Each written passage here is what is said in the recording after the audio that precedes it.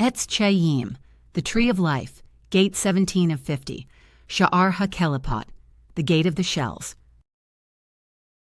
16 gates have built the architecture of holiness. The infinite contracted, the void was named and filled. Adam Kadmon emerged. The worlds of Akudim and Nekudim formed and shattered. The Partsufim took their places, Arich Anpin, Abba, Imma, Zeir Anpin, Nukva, each receiving its full anatomical treatment in its own gate. The four worlds of ABYA descended through emanation, creation, formation, and action to the stone at our feet. 16 gates have given the structure of holiness.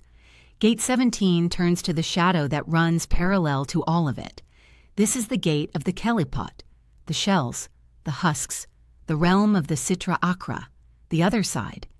It is the most theologically daring section of the Etz Chayyim and the most misunderstood.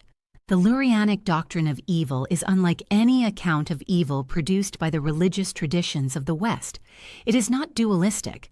The Kelipot are not eternal forces opposed to God. It is not illusory. The Kelipot have real cosmic structure and genuine effects. It is not a doctrine of fallen angels. The Kelipot are not rebels but functionaries, derivatives, parasites. What Vital teaches is a third position, more sophisticated than any of these. Evil is real, structured, powerful, and purposeful, but entirely derivative. The Kelipot have no independent existence. They live entirely as parasites on the divine light they have captured. They are not God's opposite, but God's shadow, the unavoidable consequence of a creation in which the divine chooses to conceal itself just enough to make free moral choice possible. Come to this gate without flinching. What it describes is not a fantasy of demons.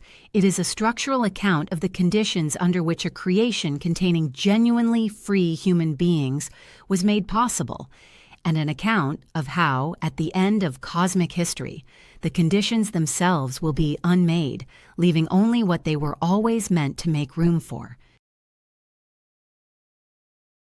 The word Kelipa means peel, the shell of a fruit, the husk that surrounds the kernel. In the Lurianic vocabulary, it names the entire realm of evil and concealment, and the metaphor is precise. A shell conceals what it contains. It also protects it. The peel of the unripe fruit hides the sweetness within and shields it from premature consumption. Once the fruit is ripened, the peel falls away. The Kelipa, in the Lurianic teaching, performs both functions at once, concealment and protection, and its eventual falling away is what the Messianic era will accomplish. The realm of the Kelipot is also called the Sitra Achra, the other side. The phrase is Aramaic, inherited by Vital from the Zoharic tradition. Sitra means side, Achra means other. The other side, the side that is not holiness, the side that operates by inversion, the side from which all evil derives its vitality. The doctrine of the Sitra Achra develops most fully in the Zohar, where it is articulated through symbol and parable. Vital here inherits that tradition and gives it a systematic cosmological foundation. The scriptural anchor of the entire doctrine is a single verse from the prophet Ezekiel. Just as Gate 16 anchored the four worlds in Isaiah 43, verse 7, Gate 17 anchors the four Kelipot in Ezekiel chapter 1, verse 4, the opening of Ezekiel's chariot vision, the Ma'aseh Merkava, the most esoteric passage in all of Hebrew prophecy. V'ra'iti v'hine ru'ash se'arabah min hatzafon, anan gadol v'esh mitlakachat v'nogah lo saviv. And I looked, and behold, a whirlwind came out of the north, a great cloud, and a fire enfolding itself, and a brightness was about it. 4 atmospheric terms: whirlwind, great cloud, blazing fire, brightness. The Lurianic tradition reads them as the cosmological charter of the four Kelipot.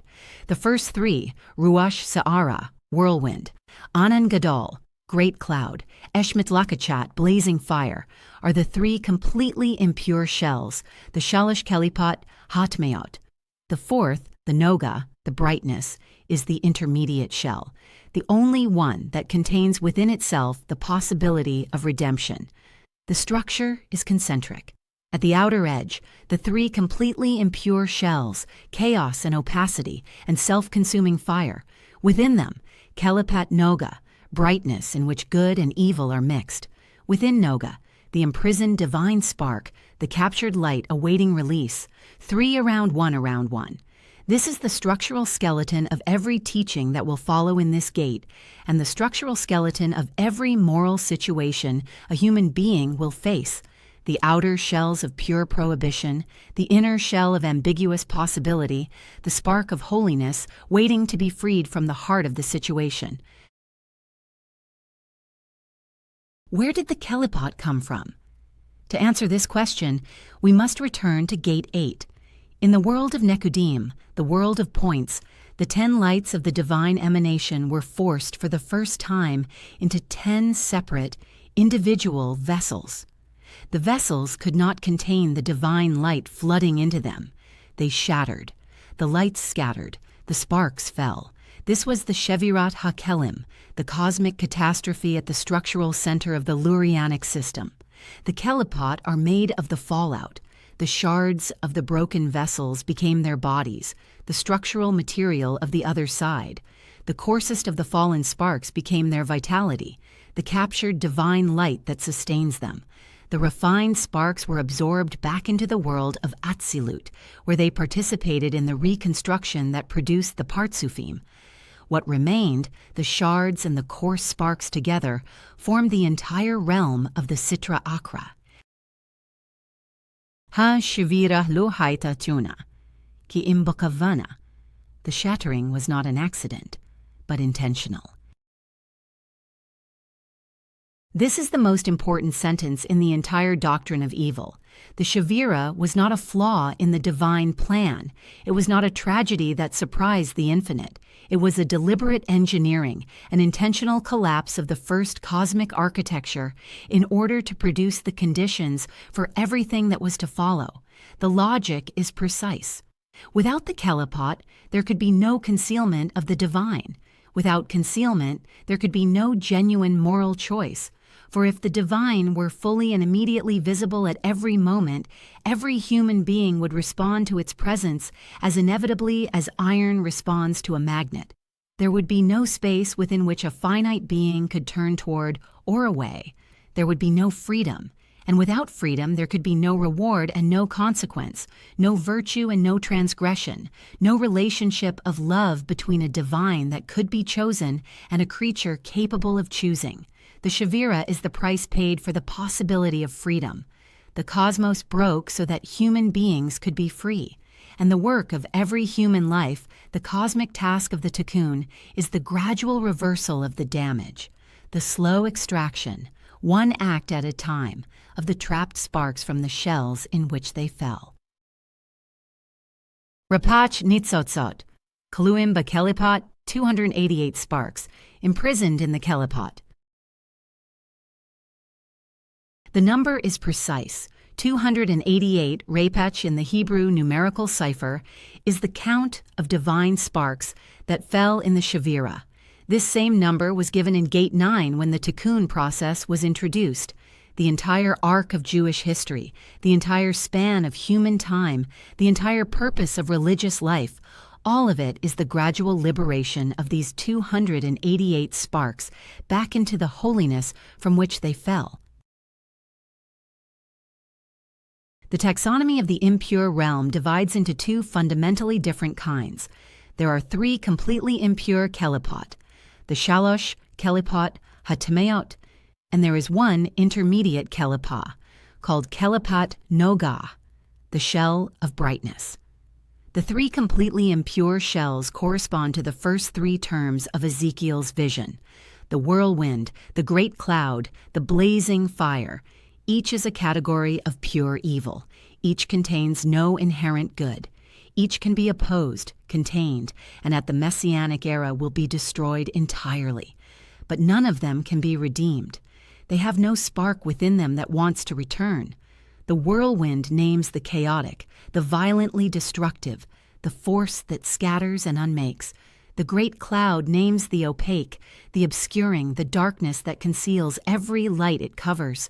The blazing fire names the self-consuming, the passion that devours its own object, lust as it appears in its purest form, eating what it claims to love. Kelipot noga is different. The word noga means brightness, and the brightness is the trace of holiness still present within the shell. Noga is the intermediate realm where good and evil are mixed. It contains no certain outcome.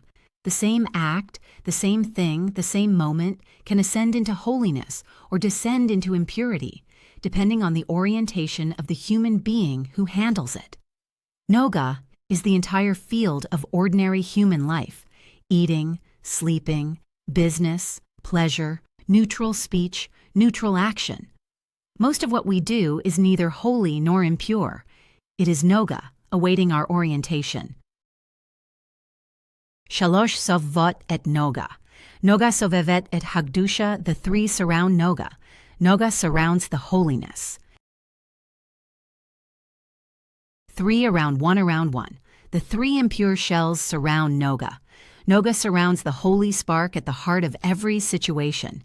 This is the structural picture, and it is the picture of every moral moment in the human life. A person reaching for a piece of food, that act passes through the 3 concentric layers. A person speaking to another person, a person making a business decision, a person choosing what to read or watch or want. Each act passes through the 3. The outer layers of pure prohibition must be refused. The inner layer of noga must be elevated. At the center, the divine spark is released, or it is not. The same act that elevates one person condemns another. The same meal eaten with blessing and intention liberates the sparks within it. Eaten with appetite alone, it feeds the shells that surround. The same word spoken in love elevates, spoken in malice, it descends. Kelipot noga does not stay where it is. It ascends or descends. The orientation determines the outcome. This is the cosmological foundation of Lurianic ethics. The world is not divided into holy things and impure things, but into things pointed upward and things pointed downward. And most things, most of the time, are unsettled, awaiting the direction we give them. The deepest structural claim of Gate 17 is this: the Sitra Achra is not a chaos. It is a mirror. Every sephira of holiness has its precise inversion in the realm of impurity. The 10 sephirot of the divine structure are reflected, twisted, distorted into 10 crowns of impurity, asara, katare, tum'ah, and these 10 crowns are the structural skeleton of evil. Chesed in the realm of holiness is love. In its mirror inversion, chesed becomes lust, the same energy of expansion and giving, but directed toward consumption and possession rather than toward the other's good. The same outpouring of self, the same reach toward another, the same impulse to bridge separation, but turned in the opposite direction. Love gives, lust takes. The energy is identical. The orientation is reversed. Gevura in holiness is awe before the divine. In inversion, it becomes anger. The same energy of contraction and severity, turned toward self-protection rather than toward the divine majesty. The trembling of the holy life becomes the trembling of the threatened ego. The boundary that defends the sacred becomes the wall that defends the wounded self. The same intensity, the opposite orientation. Tiferet in holiness is truth, the balanced beauty of integrated rightness. In inversion, it becomes arrogance, the same balanced center, but balanced around the self rather than around God. The harmony of a soul aligned with what is becomes the harmony of a soul aligned with itself. Both are integrated. One integrates upward, the other integrates downward into its own gravity. Malkut in holiness is sacred speech, the bearing of the divine word into the world, the language of blessing and prayer and study, the voice through which divinity speaks itself into the human realm. In inversion, it becomes impure speech, slander, gossip, falsehood, profanity, the language that defiles rather than reveals. The same organ, the same capacity, the same act of giving form to thought, but turned toward fragmentation rather than communion. Every sephira has its mirror. The mirror is not the opposite. The mirror is the same energy in inverted orientation. This is why evil is always available, always close, always recognizable. It shares its structure with holiness, and the difference between them is not the form of the energy, but the direction in which it is turned. A great capacity for love can become a great capacity for lust. A great capacity for awe can become a great capacity for rage. The same person who could be a saint, fully turned, can be a monster, fully inverted. The same energies are at work. Sitra Achra, Tamunat mar'a, hafucha, the other side. An inverted mirror image. The Kelipot receive their vitality from behind the holiness. They are sustained by what they have captured. They have no independent existence, no autonomous source, no power that does not come ultimately from the divine light they have surrounded and obscured. This is what makes the Sitra Achra a cosmic idolatry. Its claim is that it stands on its own, that it is itself the source, that there is nothing beside it. The defining formula of evil in the Lurianic account is the inverted echo of the divine self-declaration, where God says, "I am, and there is none beside me," and the words are the truth that founds all other truths. The Sitra Achra says, "I am, and there is none beside me," and the words are the lie that founds all other lies. The lie is structural. Evil's deepest claim is not that God is bad. Evil's deepest claim is that evil itself is God, autonomous, self-sourcing, ultimate. Every act of holiness exposes this claim. Every act of trespass affirms it. Kelipot Noga is the most important chapter of this gate for understanding the actual moral life of a human being. The three completely impure shells govern the realm of absolute prohibition: idolatry, sexual immorality, murder, forbidden foods, slander, theft. These are unambiguous. They are to be refused, contained, and eventually destroyed. They occupy a clear category in the moral life, the things one must not do. But the vast majority of human existence does not fall into those categories. Most of what we do is neutral: eating a permitted food, speaking ordinary speech, doing ordinary work, resting, sleeping, walking, looking, touching, conversing, earning, spending. This entire enormous middle ground, the bulk of every life, is the domain of Kelipot Noga, and it is the battleground of the spiritual life. Kelipot Noga is unstable. It does not stay where it is. The same act, eating a piece of bread, for example, can elevate into holiness if eaten with the right orientation, with blessing, with awareness, with attention to the divine spark within the food. The same act can descend into the realm of the three completely impure if eaten with pure self-indulgence, without blessing, without awareness, as mere appetite.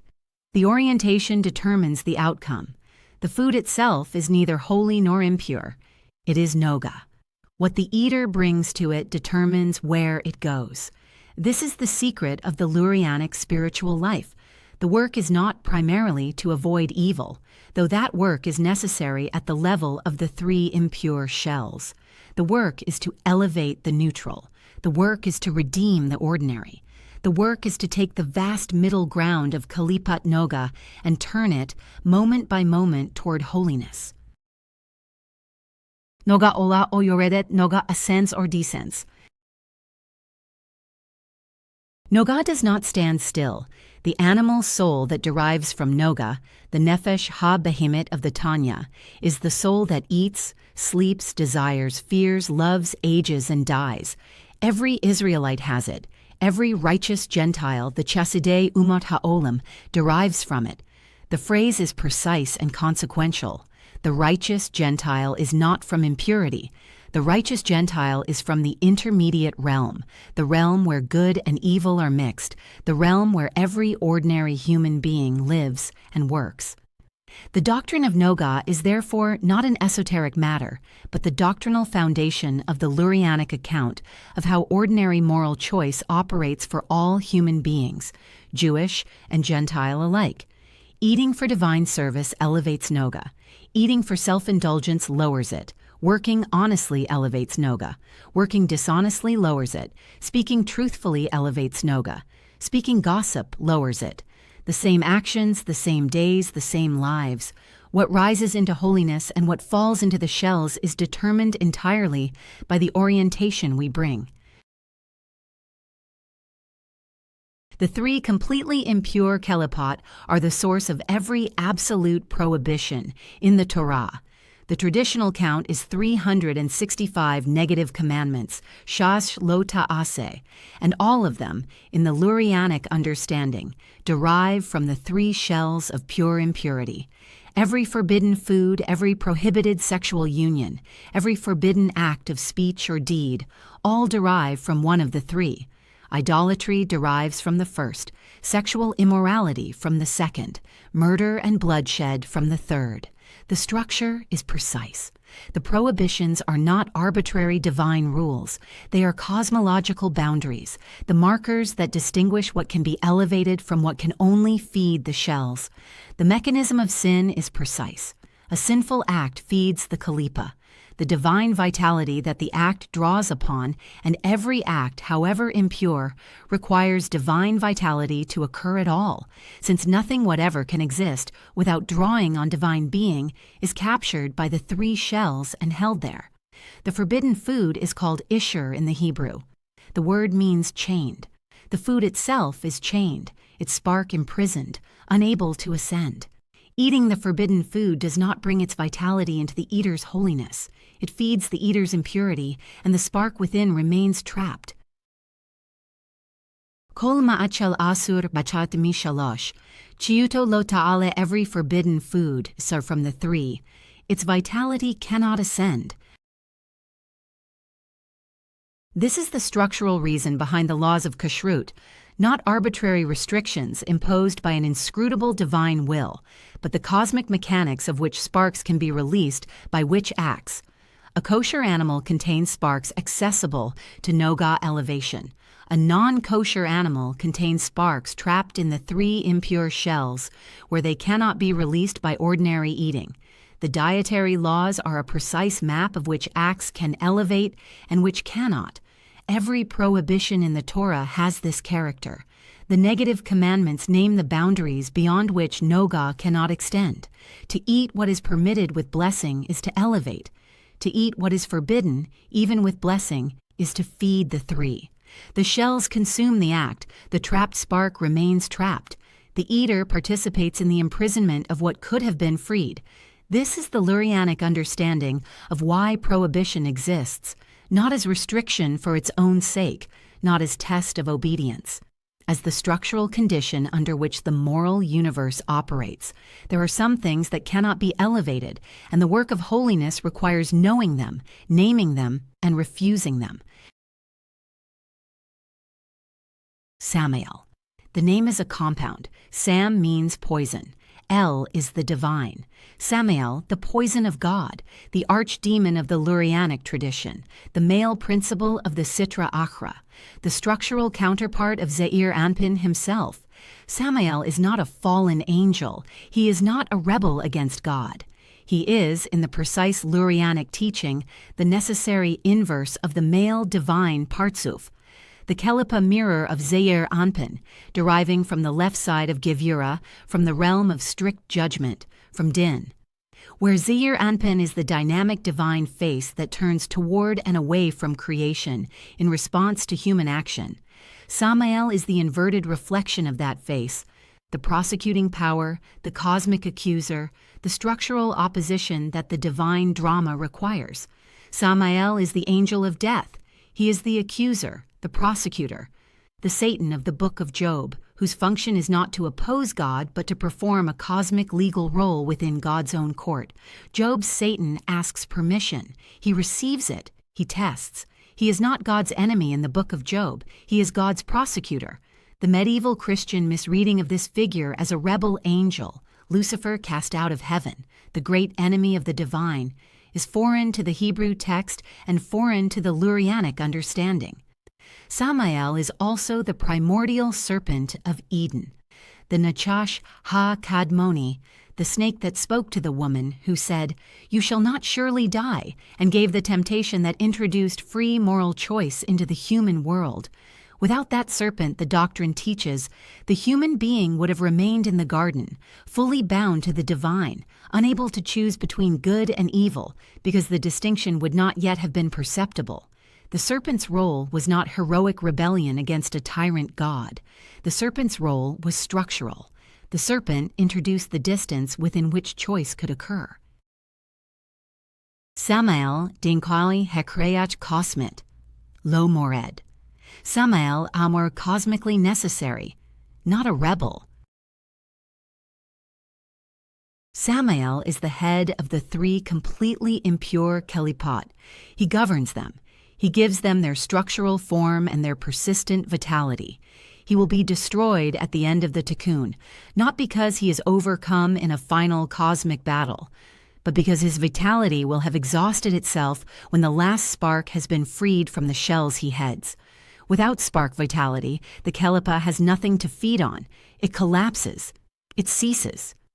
Until that moment, Samael performs his role, necessary, structural, opposed by every act of holiness, and ultimately temporary.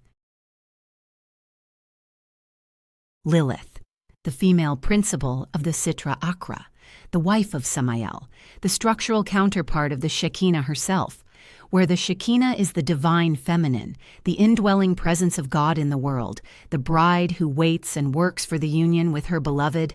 Lilith is the inversion, the unholy feminine, the night demon of Isaiah 34, where her name appears in a single verse of Hebrew scripture, and where the tradition then expands across the millennia of Jewish mystical thought to give her full cosmological structure. She is the mother of demons, the power behind unholy sexual arousal, the danger to newborns named in the protective traditions that have survived in folk practice, the one who disrupts the union of Zeir Anpin and Nukva every Friday night before Shabbat, every time the divine masculine and feminine attempt to meet. She is, structurally, the inverted bride, the one who claims the place that belongs to the Shekinah, who imitates the union that produces holiness with a counterfeit union that produces impurity. Lilith descends through all four worlds. In Atzilut, she is the root, the highest impure feminine principle. In Beriyah, she takes her core form as Lilith proper. In Yetzirah, she is called Nama. In Asiyah, she becomes Igrat Bat Mahalat, the demonic queen of the lowest world. Each name marks a different mode of the same inverted feminine principle, operating at a different level of cosmic descent. The doctrine of her descent is not merely a folkloric account of demons, but a structural map of how the unholy feminine operates at every level of cosmic existence. Lecha Dodi Sin Advusat Lilith B'Kol Shabbat. Lecha Dodi Akar, the defeat of Lilith every Shabbat. The Lecha Dodi prayer, sung every Friday evening at the entrance of Shabbat, contains within it, in coded language, the weekly defeat of Lilith. Lecha Dodi calls the bride to meet her beloved. Each week, the union of Zeir Anpin and Nukva is restored. Each week, Lilith is repelled, and the Shekinah takes her rightful place. The liturgical practice that has continued in synagogues for centuries carries within it, whether or not the worshippers know it, the weekly cosmic restoration of the sacred bridal union and the weekly cosmic repulsion of its inverted counterfeit. The names of the three protective angels, Sanoi, Sansanoi, Samanjalof, are inscribed on amulets in some Jewish communities for newborn children, invoking the ancient protective tradition against Lilith's danger to the most vulnerable members of the human family. The doctrine has practical application that has survived in liturgical and folk practice across the centuries. Just as holiness descends through the four worlds of Atzilut, Beriyah, Yetzirah, and Asiyah, evil also descends through them. The Kelipot have a structured presence in every world.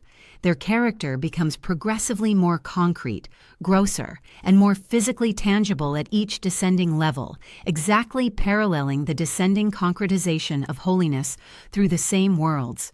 In Atzilut, the highest world, the Kelipot exists at its most subtle, the root of Samael and Lilith, the structural principles of inversion at their most ethereal. In Beriyah, the world of creation, Kelipot takes the form of evil thought, machshava ra'ah, the inner mental movement away from God. In Yetzirah, the world of formation, Kelipot takes the form of evil speech, dibur ra, words that defile and slander and harm. In Asiyah, the world of action, Kelipot takes the form of evil deed, ma'aseh ra, concrete physical wrongdoing. The descending sequence, thought, speech, deed, is also the descending sequence of how evil enters human life from its highest spiritual root to its lowest material expression. Every transgression begins as a thought in Beriyah.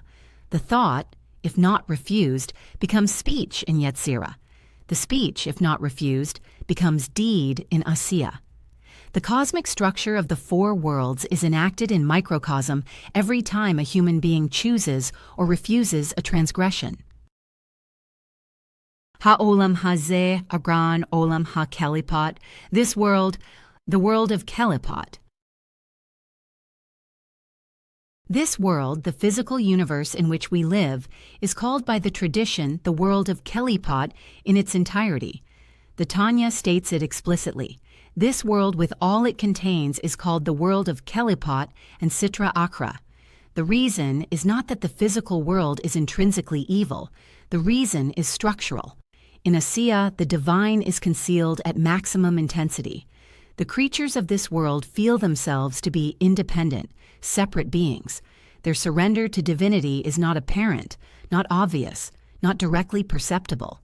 By default, by structural position, the physical world belongs to the realm of Kelipot. Every act of holiness in this world is therefore a victory against the structural pull, a release of trapped light, a step in the cosmic tikkun. The Lurianic teaching gives the deepest possible meaning to ordinary religious practice. Every blessing, every prayer, every mitzvah is an act of cosmic resistance against the structural condition of the world in which it occurs. The gate closes with the doctrine of how evil ends. Three paths exist.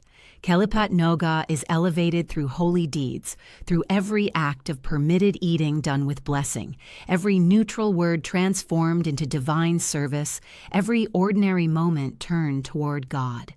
This is the path of the upright life, the gradual, daily, lifelong elevation of the entire neutral domain into holiness. The three completely impure shells are subdued through the keeping of negative commandments, through every refusal of forbidden food, every avoidance of slander, every choice not to take what is not given, every restraint of the impulse toward what cannot be elevated. This is the path of moral discipline, the structural opposition to the three shells through the consistent refusal of what would feed them. And there is a third path, the highest path. Teshuvah mi'ahava, return from love, the form of repentance in which a past transgression is not merely regretted, but retroactively transformed into the occasion of greater divine service than would otherwise have been possible. The Talmud teaches that for the penitent who returns from love, transgressions are accounted as merits. The Lurianic doctrine explains the cosmology of this transformation, the very sin that fed the three impure shells, when reframed by Teshuvah me'ahava, releases sparks that could not have been released by any other means. Even the three impure shells, which ordinarily can only be destroyed, are susceptible to retroactive transformation through the highest form of return. Kol mitzvah mashakreret nitzotz. Kshekol hanitzotzot nishacheru. Ha-kelipot noflot. Every mitzvah releases a spark. When all the sparks are freed, the kelipot fall. Every mitzvah liberates one spark. The number is exact and the work is bounded. 288 sparks fell in the Shavira. The total work of the cosmic tikkun is the complete release of these sparks back into holiness. When the last spark is freed, the Kelipot lose their final source of vitality and expire. Without spark vitality, the Kelipot has nothing left to feed on. It collapses. It ceases. The Messianic era is the moment of completion, the moment when divine sovereignty is fully restored, when, in the words of Isaiah 25, verse 8, Death is swallowed up forever, and the darkness itself is turned to light. This is the secret hope at the heart of the Lurianic doctrine of evil. The shells are temporary. The impurity is structural, but not eternal. Every act of holiness performed by every human being who has ever lived is a contribution to the cosmic countdown, one spark closer to the moment when the last is freed and the Kelipot can no longer sustain themselves. The work is bounded. The work will be finished. And when it is finished, what we now call evil will simply have ceased to exist, not destroyed in a final battle, but expired for lack of anything to feed on.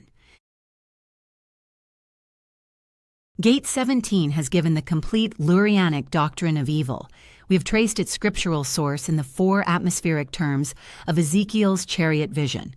We have located its cosmological origin in the deliberate shattering of the vessels in Gate 8, learning that the catastrophe was not a flaw in the divine plan, but the structural condition for human freedom.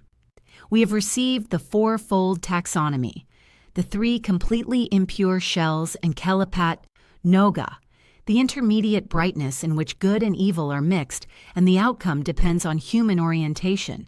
We have seen the structural principle that organizes the entire realm, the mirror inversion, the 10 crowns of impurity that parallel the 10 sephirot, the same energies turned in opposite directions, the lie at the heart of evil that says, "I am, and there is nothing beside me." We have met the demonic hierarchy. Samael, the poison of God, the necessary cosmic counterpart of Zeir Anpin, and Lilith, the unholy feminine, the disruptor of sacred union, whose weekly defeat is sung in Lecha Dodi. We have traced the parallel descent of the Kelipot through all 4 worlds, learning that this world in which we stand is structurally a realm of Kalipa, and that every act of holiness is therefore a release of trapped light, a step in the cosmic repair. And we have arrived at the doctrine of Tikkun, 3 paths: the elevation of Noga through every holy use of the permitted, the subduing of the 3 impure through every refusal of the forbidden, and the highest path, Teshuvah mi Ahava, which has the power to transform even past sins into the merits of the return itself. Every mitzvah releases 1 spark. 288 sparks fell. When the last is freed, the Kelipot expire. What this gate teaches, finally, is a structural account of moral freedom. The Lurianic doctrine of evil is not a description of supernatural enemies. It is a description of the architecture within which free human choice is possible, the architecture by which the divine concealed itself just enough to allow finite beings to turn toward or away. The Kelipot are the price of that freedom. Their eventual destruction is the promise of that freedom's completion. Until then, the work proceeds, 1 spark at a time, 1 act at a time, 1 moment of choosing at a time. V'reiti v'hine ruach sa'ara ba'ah min hatzafon anan gadol v'shmit lakachat v'noga lo saviv. And I looked, and behold, a whirlwind came out of the north, a great cloud, and a fire enfolding itself, and a brightness was about it. This has been Gate 17, the Gate of the Shells, from the Etz Chayyim. Gate 18 follows. Sha'ar HaTzelem, the Gate of the Image. The Tzelem is the soul's luminous intermediate vehicle, its formation during the descent through the 4 worlds, and its operation in sleep, dream, prophecy, and resurrection. The Etz Chayyim is translated from the Warsaw 1891 edition, digitized by Hebrew, books.org. The complete 5-volume English translation is available from Threshold Press at thresholdpress.com. Translation by L.L. Featheringill. Channel work at thresholdpress.com. Subscribe for the rest of the series.